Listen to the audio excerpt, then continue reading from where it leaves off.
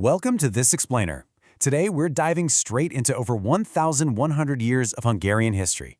We're talking about a relentless cycle of survival, absolute destruction, and, well, some pretty incredible resilience.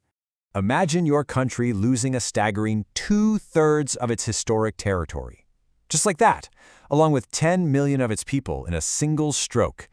Yet, somehow, surviving to tell the tale. It's wild, but that's exactly the reality of the Hungarian story.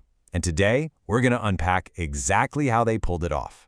To figure this out, we'll navigate through 5 distinct eras: forging the Hungarian kingdom, empires of the Ottomans and Habsburgs, the trauma of Trianon, fascism, communism, and revolution, and finally, modern Hungary and beyond. Let's get to it. Section 1. Forging the Hungarian Kingdom. So the Magyars, a Finno-Ugric group, arrived in the Carpathian Basin way back around 895. Fast forward to the year 1000, and under King St. Stephen, they officially formed a Christian kingdom, firmly anchoring themselves in the Latin cultural sphere. But this early stability didn't exactly stick around. In 1241, a completely devastating Mongol invasion swept through. It literally wiped out over a third of the population and totally devastated the capital city of Buda.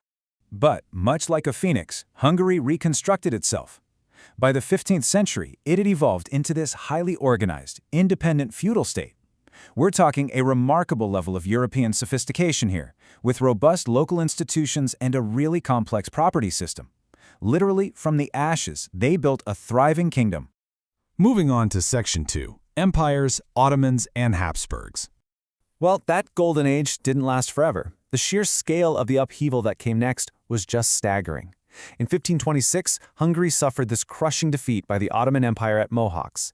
This led to an absolute demographic catastrophe and a very long occupation. Eventually, around 1699, Ottoman rule was swapped out for Habsburg dominion. And as you might guess, centuries of foreign control eventually boiled over, sparking a fierce, though ultimately suppressed, revolution for independence in 1848, driven by figures like Lajos Kossuth. Following all that unrest in 1848, a brand new political structure emerged, the Ausgleich, or the Compromise of 1867.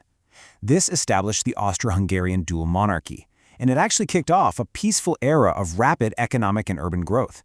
In fact, thanks to this newly found stability, Budapest totally transformed into one of Europe's most developed and prosperous cities by 1910.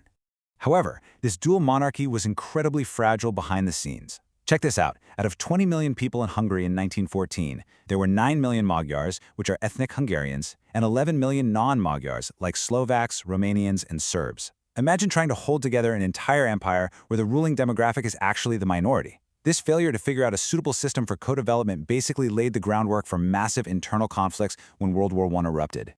Which brings us to Section 3, the trauma of Trianon. The aftermath of World War I brought about what is arguably the defining psychological trauma of modern Hungarian history. In 1920, the Treaty of Trianon forced Hungary to hand over 2/3 of its historic territory. 2/3! Suddenly, millions of ethnic Hungarians were living right outside their own national borders. The country was chopped down to just 1/3 of its former size, losing its most prosperous industrial areas in the process. This created an immediate, totally devastating economic burden. This catastrophic loss basically functioned as a psychological phantom limb for the entire nation. As one of our sources starkly puts it, Hungary was made alone, without nation and country. It sparked profound national mourning and fundamentally altered the country's political psyche. You see, Trianon wasn't just about losing land, it completely broke the national conscience and embedded this deep, incredibly long-lasting desire for territorial revision.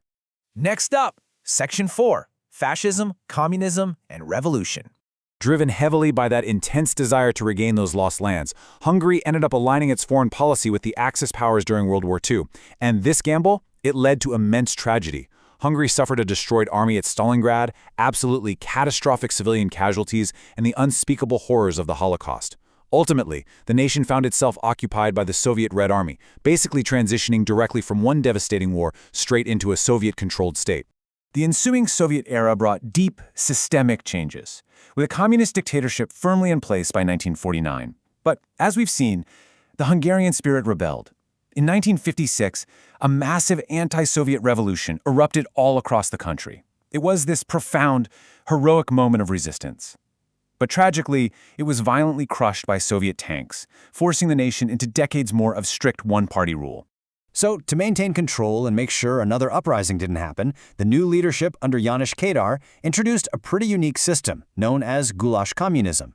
They give it as a carefully calculated trade-off. The state offered partial economic liberalization, a slightly more relaxed lifestyle, and modest everyday freedoms. But, and this is a big but, only in exchange for strict political obedience. It was a real tightrope walk between coercion and consent. Finally, we arrive at Section 5, Modern Hungary and Beyond. The year 1989 marked an incredible turning point. Facing a really deep economic crisis, Hungary actually managed a peaceful, negotiated transition to a market economy and a multi-party democracy. From there, it rapidly oriented itself back toward the West to secure its future, which culminated in joining NATO in 1999 and officially entering the European Union in 2004. Now, this Western integration dynamically shifted trade. For example, agricultural trade within the EU massively boosted economic volume between 2003 and 2013. But to be fair, this transition hasn't been without friction. Recent political shifts toward what the government itself describes as an illiberal democracy have sparked some really complex debates. And this has led to a growing frequency of conflicts with central EU institutions regarding governance and national sovereignty. Yet, despite a millennium of constantly shifting borders, devastating wars, and completely changing regimes, Hungary's intellectual output has remained absolutely staggering. From a 1937 Nobel Prize in Chemistry to pioneering modern advancements in mathematics and network theory, all the way to a rich, enduring heritage of folk art and music, the Hungarian cultural footprint is incredibly deep and really stands the test of time. So, as we wrap up this explainer, I want to leave you with a question to chew on.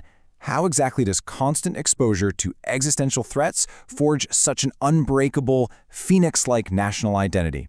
It's a fascinating thought, right? And it's one that Hungary's 1,000-year history challenges us all to consider. Thanks so much for exploring this incredible story with me.